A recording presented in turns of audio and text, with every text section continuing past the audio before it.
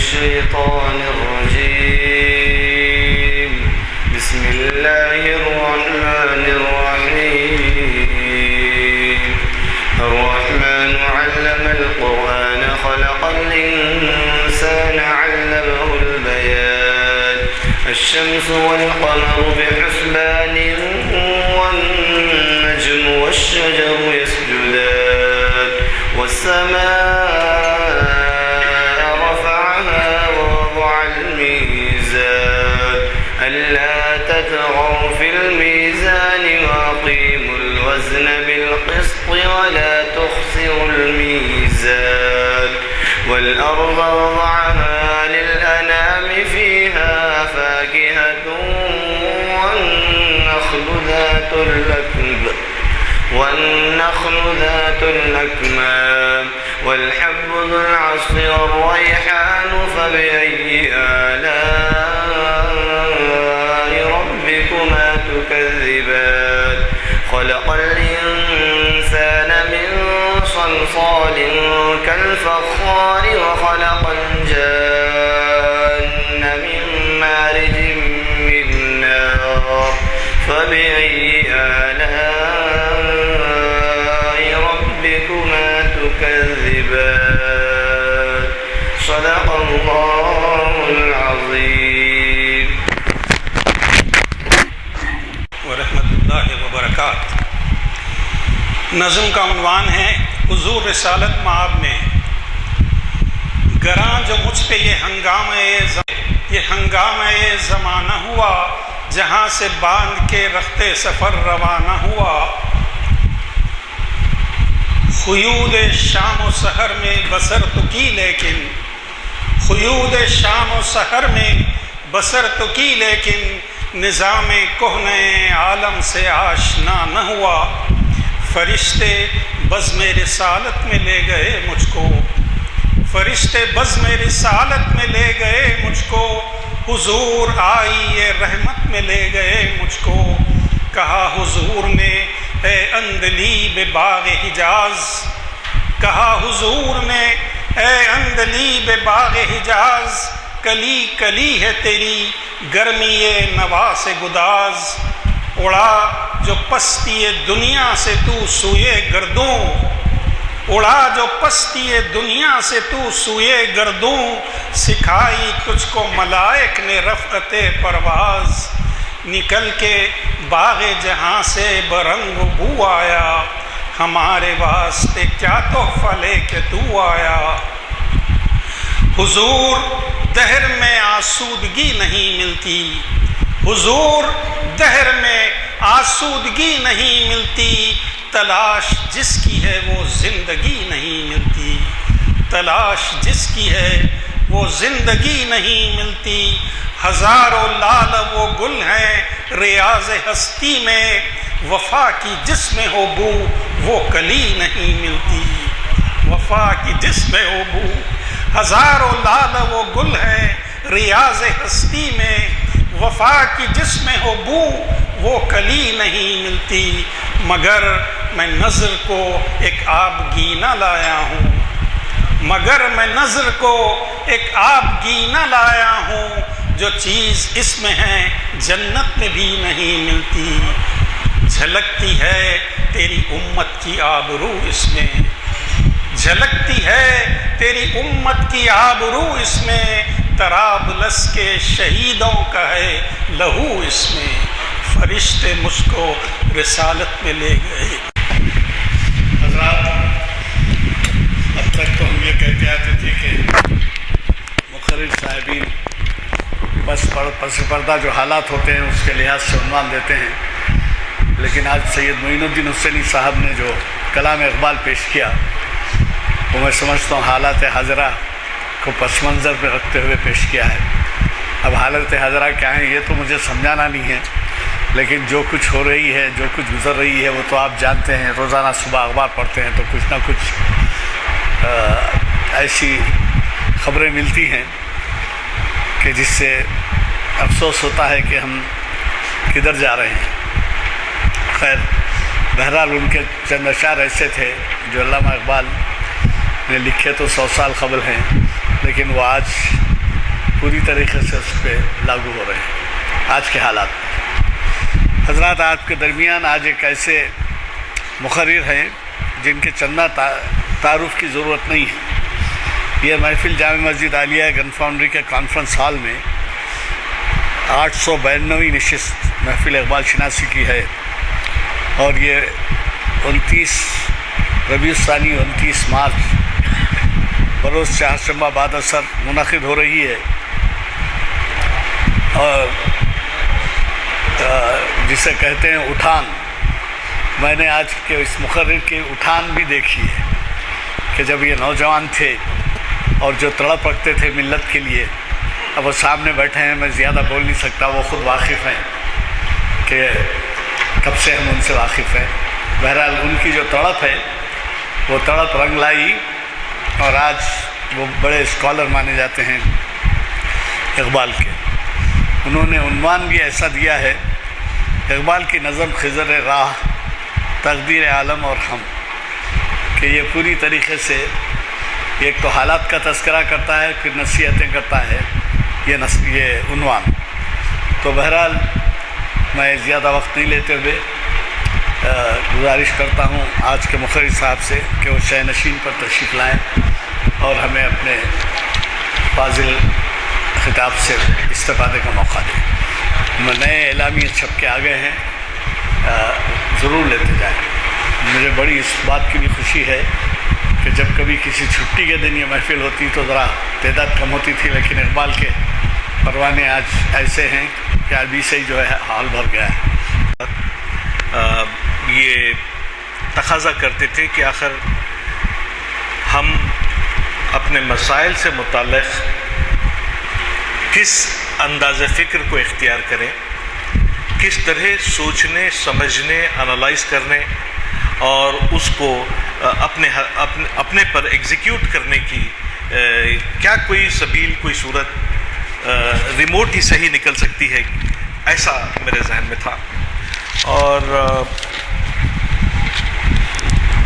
اس کے لیے جو عنوان میں نے کوشش کی تھی کہ اقبال کبھی بھی آسان فلاسفر کا نام نہیں ہے، اقبال نے بڑی محنت کی ہے، اقبال نے بڑی دردمندی کا استعمال کیا ہے، اور اس دردمندی کو پرمانے بنانے کے لیے اقبال نے جتنی تگ و دو کی ہے۔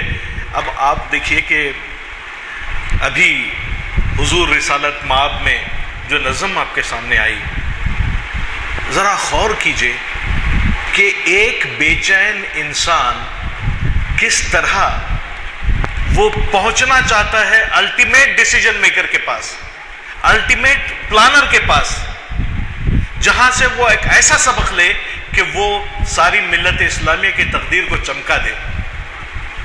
اور اس وقت ہم بات کر رہے ہیں کہ تقدیر عالم بے حجاب ہو سکتی ہے کہ نہیں ہو سکتی۔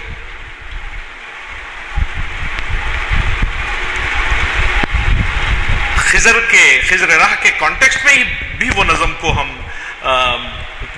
کی بات ہم کر سکتے ہیں۔ ایک شخص دنیا کی سب سے بلند ترین چاہے جانے والی شخصیت کے سامنے کھڑا ہے اور یہ کہتا ہے کہ حضور دہر میں آسودگی نہیں ملتی،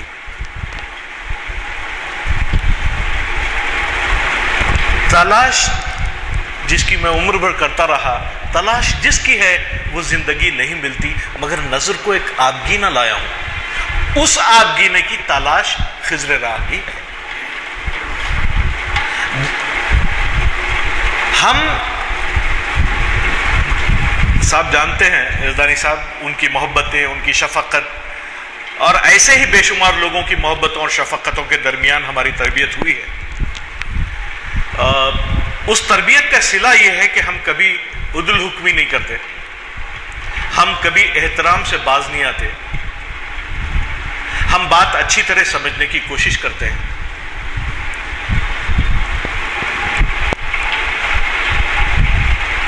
اس بات کو اگر ہم ابتدا میں شروع بھی کیا جائے تو آپ تمام لوگ اس بات سے واقف ہیں کہ رات میں والدہ محترمہ سونے کی دعا پڑھاتی تھی، کلمے پڑھاتی تھی شام میں، صبح میں سب کو سلام اور خدا حافظ کے ساتھ گھر سے باہر نکلنا پڑتا تھا، باہر بزرگوں کا احترام کرنا پڑتا تھا، اسکول میں اساتذہ کا احترام کرنا پڑتا تھا، اور ہر جگہ آپ کو یہ کہنا پڑتا تھا کہ السلام علیکم۔ گھر واپس آتے، مسجد میں اذان ہوتی تو اذان کے بعد کی دعا مانگنا پڑتا تھا، کھانا کھانے بیٹھتے تو کھانے کی، اور ایک دن اس طرح ایک مسلمان کا مکمل ہوتا تھا۔ کیا آج ہوتا ہے؟ آپ چاہتے سب ہیں کہ ہوں اوج ثریا پہ مقیم۔ ذرا اپنی والدہ یا خود اپنے آپ سے پوچھیں کہ کیا اتنی بڑی فلسفی میں جانے کی ضرورت نہیں ہے زندگی کی؟ آپ گینے اتنی آسانی سے تیار نہیں ہوتے، اس پہ عمر لگانی پڑتی ہے، اس پہ احساس لگانا پڑتا ہے، اس پہ محبت لگانی پڑتی ہے، اس پہ علم لگانا پڑتا ہے، تب آپ گینے تیار ہوتے ہیں۔ جس آپ گینے کا ابھی صاحب نے ذکر کیا، وہ آپ گینا کیا ہے آپ کو بتاؤں؟ اٹالین سے جنگ لڑتے وقت یہ کرنل خدافی کے پردادا، آپ نے وہ فلم بھی دیکھی ہوگی، اگر ریفرنس کے لیے، کیونکہ ہم اس سے ہٹ کے کوئی اور ریفرنس یوز نہیں کرتے، ایک لڑکی زخمیوں کو پانی پلاتے ہوئے شہید ہوئی، اس کا نام تھا فاطمہ بنت عبداللہ۔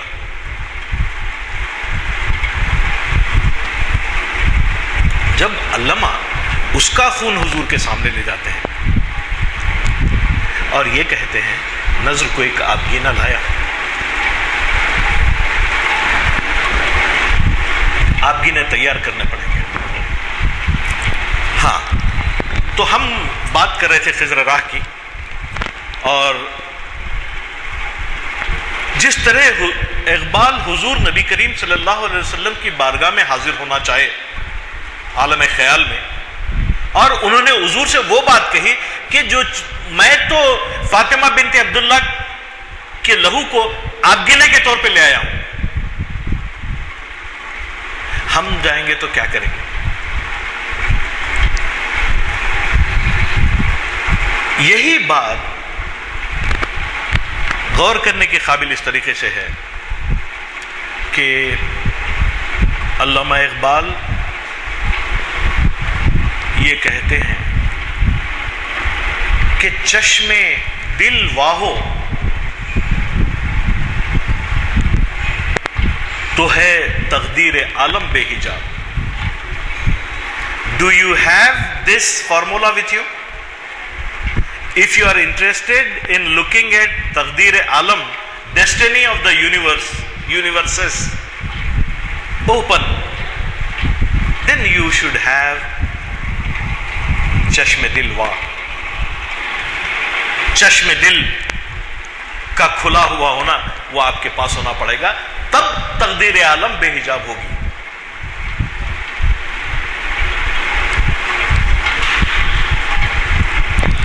تو اقبال کے دل میں تڑپ تھی کہ کس طرح میں تقدیر عالم بے حجاب کروں، اور دریا کے کنارے وہ ٹھہرا ہوا تھا اور بڑا بے چینی کے انداز میں تھا کہ وہاں سے خضر علیہ السلام کا گزر ہوا۔ انہوں نے پوچھا کہ gentleman what are you thinking, why this anxiety, یہ سب کیا پرابلم ہے، کیوں یہ بے چینی ہے تمہارے دل میں؟ اس وقت کا سین بھی علامہ نے جو کھینچا ہے وہ بھی بڑا دلچسپ ہے کہ پورا سین کھینچنے کے بعد اتنی خاموشی اور ایسی دریا کی روانی اور دریا کی موج اس طرح سوئی ہوئی ہے کہ دیکھتا کیا ہوں وہ پے کے جہاں پیما خضر، جس کی پیری میں ہے مانند، جس کی پیری میں ہے مانندے رہنگ، مانندے سحر رنگے شباب۔ ہمیں سب ایسے لوگ چاہیے جن کے اندر مانندے سحر ہم رنگے شباب دیکھیں، ایسے بزرگ ہم کو چاہیے، مگر ظاہر ہے کہ وہ خضر علیہ السلام تو ہم کو، لیکن ہم کو یہ بھی مل جائے تو بہت بڑی بات ہے، ہمارے بچوں کو یہ مل جائے تو، ہماری نئی نسل کو یہ مل جائے تو بڑی بات ہے، کیونکہ ہم کہانیاں، افسانے اور تقاریر اور لیکچرز ایگزیکیوشن کے لیے نہیں سنتے ہیں، ہم ان کو پریکٹس کرنے کے لیے نہیں سنتے ہیں۔ This is the most dangerous aspect of our current culture and Muslim civilization. ادھر آپ نے ایک اچھی بات کہی, ادھر باہر نکل کے آپ نے اس کو امپلیمنٹ کیا, ایسا کوئی ماحول پیدا ہو. خیر, کہہ رہا ہے مجھ سے اے جویائے اسرار ازل, seeker of the secrets from the day of inception, جس دن سے دنیا بنی ہے اس دن سے تو اس کائنات کے سربستہ رازوں کو کھولنا چاہتا ہے. تو جویائے ازل ہے.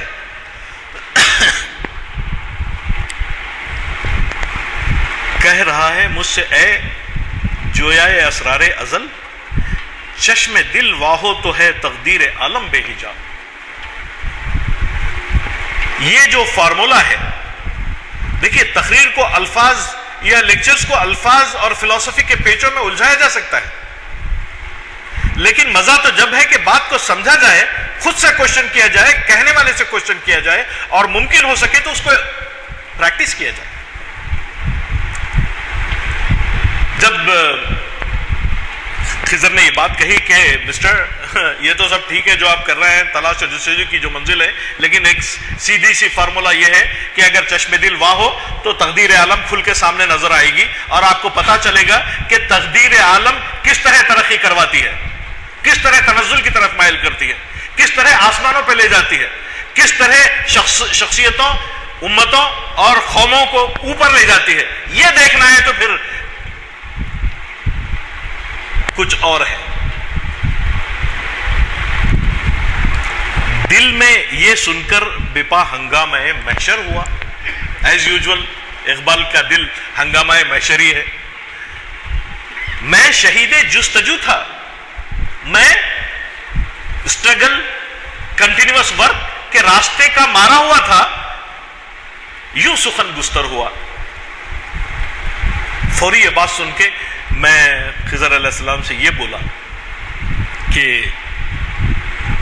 آپ کے علم کا اقبال حضور دہر میں آسودگی نہیں ملتی. جب اس مقام پہ پہنچتے ہیں تو اس سے پہلے کیا کیا ہوتا ہے, اس سے پہلے کی آپ لائیں. بالکل اسی طرح جب خضر علیہ السلام سے ملاقات ہو رہی ہے تو خضر علیہ السلام سے کہہ رہے ہیں اے تیرے چشمے جہاں بھی پر وہ طوفان آشکار, جن کے ہنگامے ابھی دریا میں ہوتے ہیں خاموش, جن کے ہنگامے ابھی دریا میں سوتے ہیں خاموش. کشتی مسکین وہ جانے پاک وہ دیوار یتیم, علم موسیٰ بھی تیرے سامنے حیرت فروش. Why Iqbal is saying this to خضر علیہ السلام؟ ظاہر ہے کہ کوئی بہت بڑی بات پوچھنا چاہتا ہوگا, کوئی بہت اچھا سوال اقبال کے ذہن میں ہوگا.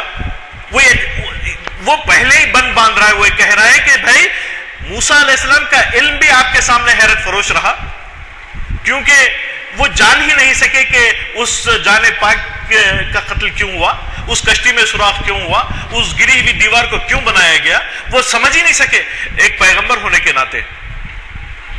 اور آپ کو سب معلوم ہے. تو جب اقبال خضر سے یہ کہہ رہے ہیں, خضر علیہ السلام سے, کہ آپ یہ ہیں اور آپ کو یہ سب معلوم ہے, تو اقبال کا سوال کیسا ہوگا؟ اقبال کیا پوچھنا چاہتے ہوں گے؟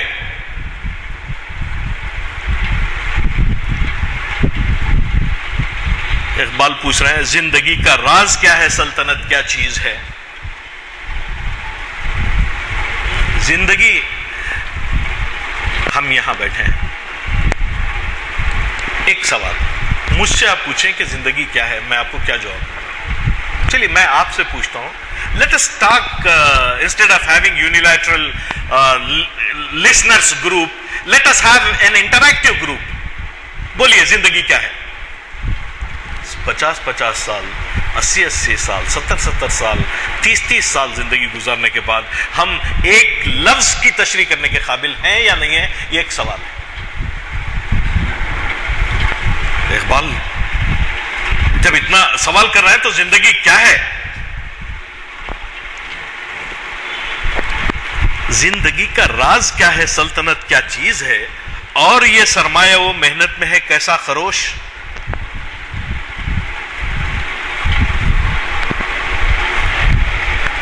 دیکھیے اقبال کی نظم خضر راہ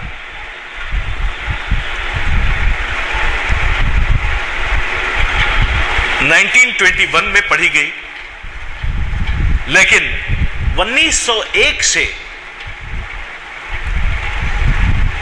اس دنیا کے نقشے پہ ایک ایسا ملک بھی تھا جو 1901 سے 1925 تک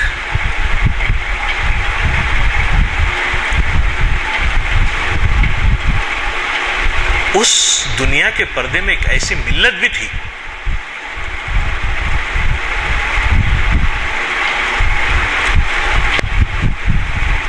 جو 25 سال رشیا سے، آرمینیا سے، گریک سے، فرانس سے، وہ قصہ ورلڈ وار 1 کے ساتھ ختم نہیں ہوا.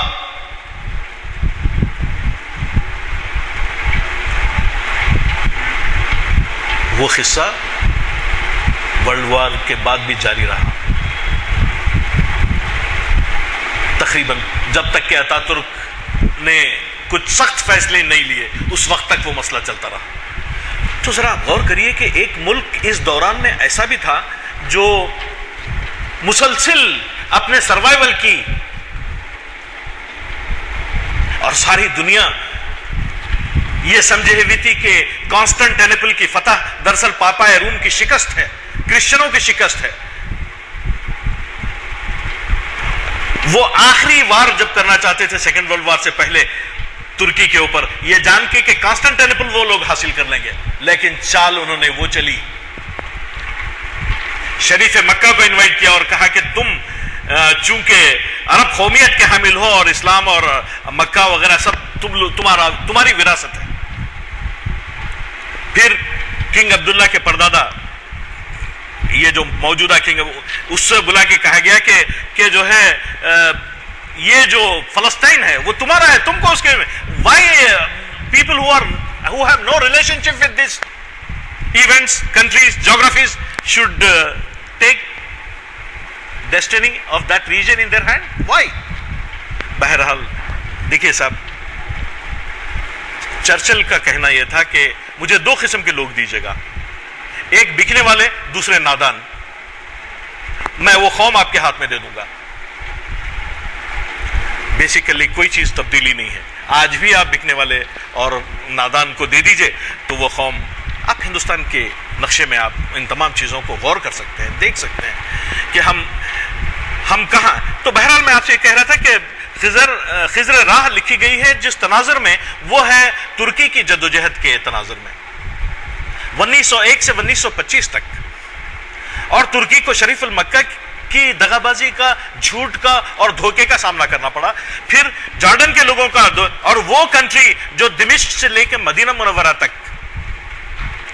ریلوے لائن کے جال بچھا دیا تھا، وہ کنٹری جو استنبول سے فلسطین تک ریلوے لائن کے جال بچھا دیا تھا، اور وہ کنٹری جس کی موجودگی میں کوئی جرت نہیں کر سکتا تھا کہ اس کو ایک جیوش اسٹیٹ میں تبدیل کیا جائے، اس کو انہوں نے تبدیل کیا. 1917-18 میں یہ واقعہ ہوا تو اقبال نے کہا کہ حکمت مغرب سے ملت کی یہ کیفیت ہوئی جیسے سونے کو ٹکڑے ٹکڑے کر دیتا ہے گاز. خیر بہرحال تو یعنی ہم جو چیزیں، جو باتیں یہاں پڑھنے کی کوشش کرتے ہیں، یہاں سمجھنے کی کوشش کرتے ہیں، وہ کوئی کہانی یا قصہ اگر ایک میں بھی دم ہے تو ہم اس کو، میں آپ سے کہہ رہا ہوں کہ railway engine was working on the railways of Ottoman empire. یہ تو میں آپ کو ڈیولپمنٹ کی اور انڈسٹریز کی بات تو ہم انشاءاللہ کبھی آرام سے بیٹھ کے کریں گے، کیونکہ طلوع اسلام جو اقبال کی نظم ہے وہ دراصل بھی اسی کنیکشن میں ہے کہ کس طرح امکانات ہیں مسلمانوں کے آگے بڑھنے کے. لیکن آج تو ہم خضر راہ کی بات کر رہے ہیں، تو یہاں یہ ہے کہ یہ سوال ہے زندگی کا راز کیا ہے اور کیا ہے سلطنت کیا چیز ہے اور یہ سرمایہ وہ محنت میں ہے کیسا خروش. آج تک ہم لوگ اس بات سے واقع, as a student of economics my self, I can say with certain degree of authority, I should not use authority, a certain degree of confidence or expertise, we never know what is sarmaya and what is mehnat. ہم لوگوں نے زندگی میں پیسے کماتے ہوئے بڑا وقت گزارا ہے, پیسے کمانے کی کوشش کرتے ہوئے وقت گزارا ہے. We have no idea about what is mehnat and what is sarmaya. بولیے اگر کسی کوئی جانتا ہے. سرمایہ تو سبھی جانتے ہوں گے, لیکن محنت کیا ہوتی ہے؟ اور خیر, محنت وہ شے ہے جس کے استعمال سے کوئی چیز بنتی ہے اور اس چیز بننے کا معاوضہ اس کو ملتا ہے. یعنی محنت قیمت, محنت قدر کریٹ کرتی ہے. محنت قدر کریٹ کرتی ہے, قیمت نہیں. اس کی یہ گھڑی کی کیا قیمت دے سکتے ہیں آپ 10 روپے 20 روپے دے دیں گے, لیکن can you give me such a watch؟ ایسی گھڑی آپ مجھے دے سکتے ہیں؟ جب تک کہ آپ بنائیں گے نہیں دے سکتے. آپ قدر کریٹ نہیں کر سکتے. تو دنیا میں اس زمانے میں یہ ہو رہا تھا کہ جب ریلوے انجن بن رہا تھا, ایئر پلینز بن رہے تھے. 1903 میں وائٹ برادرز نے ایک دھکا مار کے ایک ہوائی جہاز چلانے کی کوشش کی. 1903 میں آٹومن امپائر میں ترکیوں نے ہوائی جہاز اڑائے, جنگی جہاز اڑائے. خیر, یہاں ایک کوشچن یہ کرتے ہیں کہ زندگی کا راز کیا ہے, سلطنت کیا چیز ہے, اور یہ سرمایہ محنت میں ہے کیسا خروش. یہ ٹکراؤ جو سرمایہ اور محنت میں ہو رہا ہے, دونوں میں میل ملاپ ہو رہا ہے, یہ آخر کیا ہے؟ اس سے کیا بینیفٹ نکلنے والا ہے, ہم اس سے کیا فائدہ ہونے والا ہے؟ ظاہر ہے کہ سرمایہ اور محنت اگر ملتے ہیں تو ایک اچھے سنکرونائزڈ انوائرمنٹ میں اس سے مزید پروڈکشن کے امکانات بڑھتے ہیں, اور وہ پورا زمانہ. پھر اس کے بعد اقبال خضر علیہ السلام سے ایک سوال بھی کرتے ہیں, بیشتاہ ہاشمی ناموں سے دین مصطفیٰ. بیشتاہ ہاشمی, یہ ہاشمی کسی دور میں بھی کہیں بھی پایا جا سکتا ہے. آپ کو یہ بات ذہن میں رکھنی چاہیے کہ بیشتاہ ہاشمی, حالانکہ حضور نبی کریم صلی اللہ علیہ وسلم کے کنبے سے متعلق یا ان کے خاندان سے متعلق یہ بات ہے, لیکن میں اس کو جنرلائز طور پہ استعمال کروں. بیشتاہ ہاشمی ناموں سے دین مصطفیٰ, خاک کو خوں میں مل رہا ہے ترکمان سخت کوش. آپ کو معلوم ہے کہ جب برٹین اور فرانس نے سر ونسٹن چرچل کو ملٹری کی کمانڈ سے ریزائن کرنا پڑا صرف ترکیوں کی وجہ سے. یہ لوگ, ان لوگوں نے قربانیاں دی, ان لوگوں نے قربانیاں دی اور جنگیں جیتی, لیکن آخر میں اتا ترک کو یہ بولنا پڑا کہ بھئی ہم تو دنیا سے کچھ نہیں چاہتے, ہم کو صرف جینا ہے, نہ کسی کا حق مارنا چاہتے ہیں, نہ کسی کے ملک پہ قبضہ کرنا چاہتے ہیں, نہ کسی کو تکلیف دینا چاہتے ہیں. پھر یہ سب کیوں؟ مگر چونکہ سازشوں کا ساری دنیا کو یہ پتا چل گیا تھا کہ آٹومن فلسطین از مور ڈینجرس, کیونکہ you cannot convert it into a Jewish state. تو اب اس کام کو کرنے کے 25 سال پہلے 30 سال پہلے انہوں نے یہ تیاریاں شروع کر دی تھی. اگر عرب ملے ہوئے رہیں, ان سے یہ نہیں کہا, ان سے 2 باتیں چھپائی گئی. ایک پیکٹ کے تحت, اس پیکٹ کا نام بھی میں طلوع اسلام کے وقت بولوں گا آپ کو. میں شریف مکہ سے ایک پیکٹ ہوا کہ آپ کو آپ کی حکومت دے دی جائے گی, آپ آٹومن امپائر کا ساتھ مت دیجیے. جارڈن کے اتھارٹی سے یہ معاہدہ ہوا کہ آپ کو فلسطین, آپ کا جو 67 میں ہارے نا بھائی فلسطین, یہ جو یروشلم کا جو ایریا ہے, تو وہ آپ کو دے دیا جائے گا, آپ آٹومن امپائر کا ساتھ مت دیجیے. عراقی گورنرز کو واپس لینا پڑا, دمشق کے گورنرز کو واپس لینا پڑا, ان کو لینا پڑا. جب سروائیول کے ان کے وقت آیا تو ان کو 2 محاذوں پہ جنگیں لڑنی پڑی. ایک تو یہاں عربوں سے اور دوسرے وہاں یورپین سے. پہلے حملے میں پہلی لڑائی پہلی رات کی اس کا نام ہے، دو ایریاز ہیں جو میں بڑا دلچسپی سے پڑھتا ہوں، کیونکہ اس سے اپنے اندر ایک احساس پیدا ہوتا ہے کہ نامساعد حالات میں بھی کامیاب ہوا جا سکتا ہے.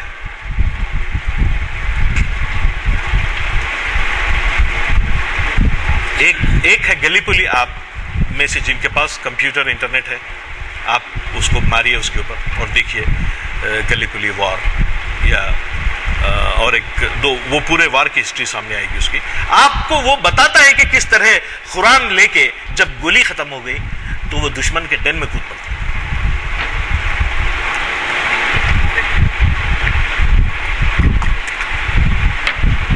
یہ باتیں اس لیے بتانا ہے کہ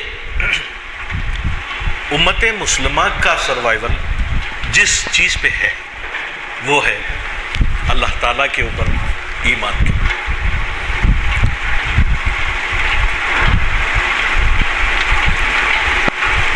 تو اقبال کا ہمیشہ یہ کانسیپٹ رہا کہ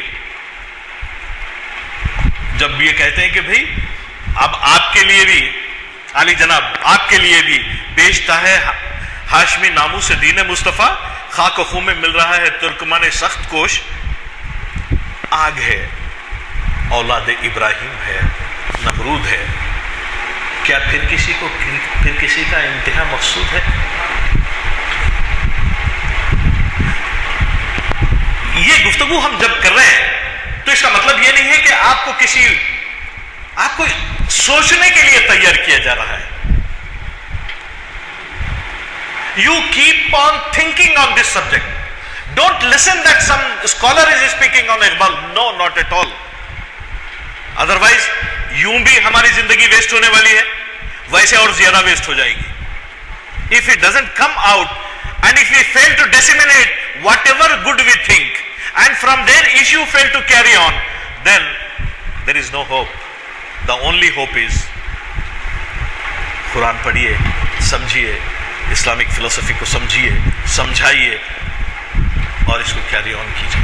باقی دنیا کی کوئی طاقت ہماری کہیں ہار نہیں ہوتی اور کہیں شکست نہیں ہوتی. یہ دنیا کیا ہے وہ ابھی آپ کو پتہ چل جائے گا. جب علامہ سے پوچھتے ہیں کہ بھئی یہ why you are roaming here and there، کدھر سے، تو ڈیٹیل میں گئے بغیر میں کہتا ہوں کہ کیوں تعجب ہے میری صحرائے نوردی پر تجھے، یہ تگا پوے دمادم زندگی کی ہے دلیل. تیری طرح اگر میں سو جاؤں گا تو میری زندگی ختم ہو جائے گی، تیری قوم کی طرح میں سو جاؤں گا تو میری زندگی ختم ہو جائے گی. تو کیوں تعجب ہے میری صحرائے نوردی پر تجھے، یہ تگا پوے دمادم زندگی کی ہے دلیل. کیا یہ بات تجھے سمجھ میں نہیں آتی کہ اے رہین خانہ تو نے وہ سما دیکھا نہیں، گونجتی ہے جب فضائے دشت میں بانگے رحیل. چل بول کے جو آواز کاروان اپنے بیلٹ سے نکالتا ہے، وہ آواز کبھی تو نے سنا نہیں. اقبال کا ایک طریقہ ہے اپنا، وہ بار بار پوچھتے ہیں کیا nobody has said to you what to do about this، اس قسم کے سوالات. ریت کے ٹیلو پہ وہ آہو کا بے پرواہ قرآن، کیا تو نے دیکھا نہیں؟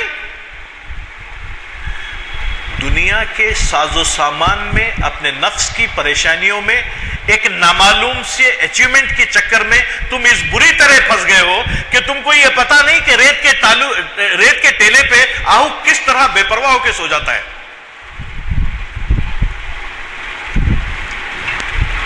وہ حضر بے برگ و ساما، وہ ٹہرنا، اس کا حضر کہتے ہیں ٹہرنے کو بغیر کسی سامان کے.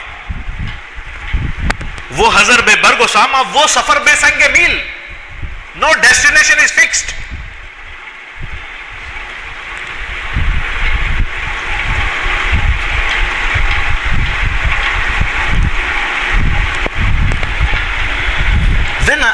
جب اقبال نے یہ بات آپ سے کہی کہ میرے اس چلنے پھرنے پہ کوئی تعجب کی ضرورت نہیں ہے، کچھ سیکھنے کی ضرورت ہے. کیوں؟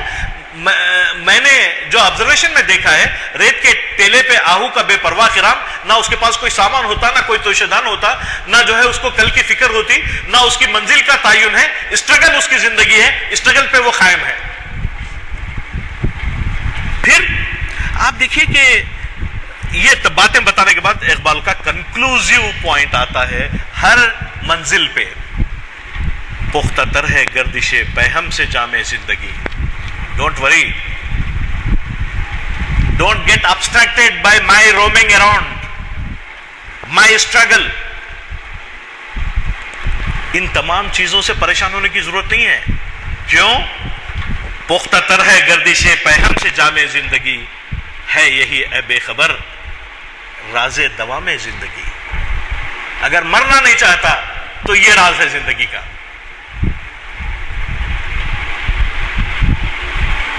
How he is going to define life itself. برطرز اندیش ہے سود و زیاں ہے زندگی۔ صبح میں اٹھتے ہیں، ذرا غور کریں، it's economics and commerce of life۔ ہمارے بچوں کو یہ بات مجھے سب سے بڑی پریشانی یہ ہوتی ہے کہ ہمارے لیے تو یہ بزرگ موجود تھے جن کے قدموں کے ساتھ ساتھ چل کے ہم کچھ سیکھ سکے، ہمارے بچوں کے لیے کہاں ہے؟ نہ وہ انسٹیٹیوشنز ہیں، نہ وہ ادارے ہیں، نہ وہ شخصیتیں ہیں، نہ وہ ماحول ہے۔ آخر چاہتے کیا ہیں آپ؟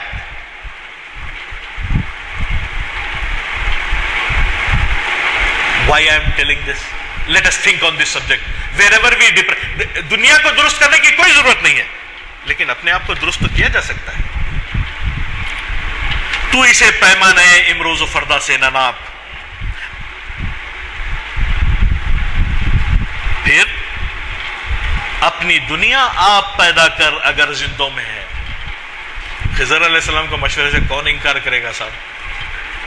عالم خیال میں ہی صحیح، کس نکمی قوم، کس نکمی امت کے لیے یہ بات کہی گئی ہے، ذرا غور کر کے دیکھیے آپ۔ اپنی دنیا آپ پیدا کر، زندگی بابندگی تابندگی، زندگی بابندگی تابندگی، زندگی بے بندگی شرمندگی۔ مختصراً یہ دوسرے چکبس، شاید آپ جانتے ہیں نہیں جانتے، پنڈت برج نارائن چکبس کا شعر ہے، اگر صحیح کوٹ کر رہا ہوں تو، زندگی کیا ہے عناصر میں ظہور ترتیب، یعنی ہمارا فلسفہ وغیرہ تو سب اس میں غائب ہے۔ زندگی کیا ہے عناصر میں ظہور ترتیب، موت کیا ہے انہی اجزاء کا پریشان ہونا۔ اب ہم جو ہے زیادہ تر اس پہ عمل کر رہے ہیں، جو ہماری تعلیمات ہیں اس کی طرف ہمارے آنکھوں پہ پردے پڑے ہوئے ہیں، اور اس طریقے سے ہم زندگی بتا رہے ہیں۔ حضرات، جو کچھ باتیں کہی جاتی ہیں اس کا یعنی انگریزی میں کبھی بھی کوئی لیکچر ہوتا ہے تو آخری اختتام ہوتا ہے ٹیک ہوم۔ ٹیک ہوم کا مطلب یہ ہے کہ آپ اتنا سنے کریں، گھر بھی کچھ لیتے جائیے۔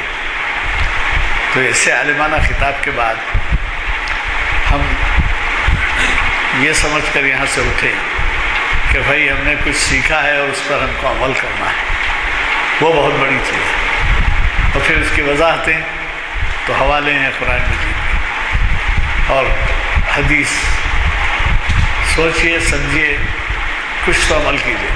جو باتیں یہاں کہی جاتی ہیں اگر میں 100% عمل نہیں کر سک رہا ہوں تو کم از کم 50%، کم از کم 25%۔ تو ایسے لیکچر سننے کے بعد شاید ہماری اپنی زندگی میں روشنی آئے، اور نہ صرف یہ بلکہ آنے والی نسلوں کے لیے بھی آپ بڑی خدمت انجام دے رہے ہیں اگر اپنے آپ کو درست کر رہے ہیں۔ چونکہ دعا ہو چکی ہے، اگر کوئی صاحب سوال کرنا چاہیں تو کریں، ورنہ محفل برخاست کیا۔